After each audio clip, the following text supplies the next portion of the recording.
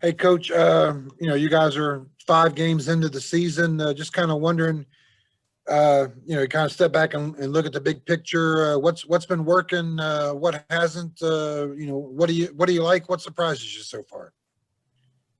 Well, actually, I think we played pretty well except one half in the games. And I went back and looked at that game, and then, I started thinking about, it probably was poor scheduling. We played a tough game in Tennessee that was very physical. And, everybody knows Tennessee had great size and all that. So it was very mental and physically that game. And then to back it up right the next game with Baylor, when I watched the tape, the second half, we had no legs. We were 2 steps slow.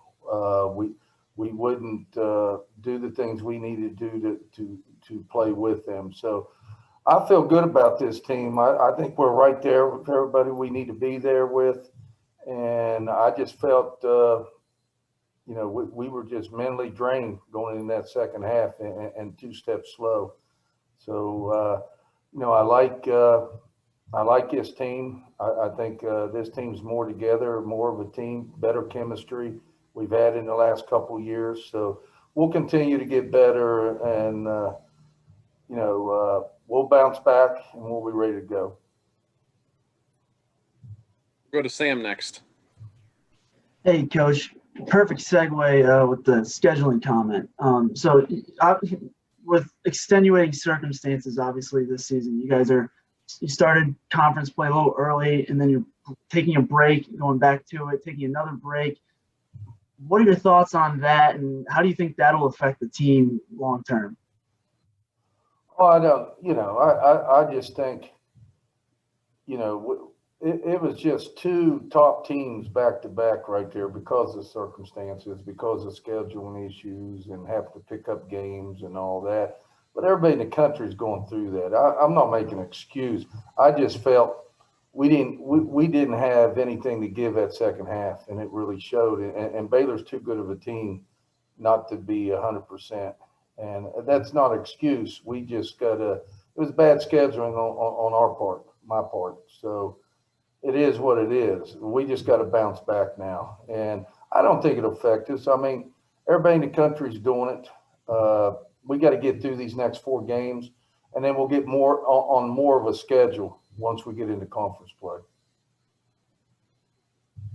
Back to Justin. Hey, Coach, I'm wondering with James Madison, Sean O'Regan there. Do you have a good relationship with him? Do you know him at all, or Who is that? James Madison's coach, Sean O'Regan? Well, yeah. I mean, Kenny Brooks used to be there as the head coach. He's at Virginia Tech right now, and he was Kenny's assistant. So I really know him through Kenny. But, that's just professional relationship. I guess kind of what I remember when they came in here, a couple years ago in that NIT game, and they obviously had a pretty good program then, and you look at what they've done the last couple of years. I guess what I'm asking, how is they've obviously done very well. How has he not gotten scooped up by a bigger school? I guess. So, I mean, he's done pretty well. Yeah, James Madison has a great program. I mean, they knocked off Virginia the other day.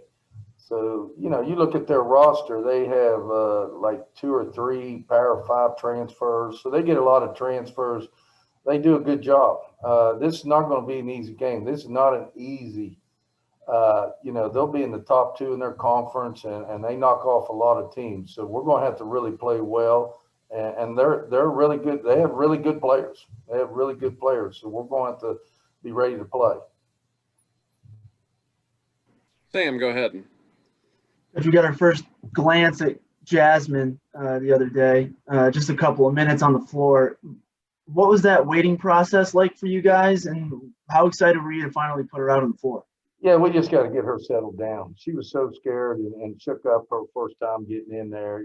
And that's what I got to do, put her in there at times and get her more comfortable because, I said earlier, we really didn't know. We didn't think she was going to get eligible. So she wasn't in the rotation. She wasn't taking a lot of reps with the team. So, you know, it's going to take a while. She's going to have to be patient and start getting some more confidence in that, because she can really score. She gives us another shooter, another scorer, but you know, it's just going to take time to go through the reps and that. So, you know, we'll put her in there, in and out, in and out, in and out, and hopefully once we can get some more practice time, she'll get more confident.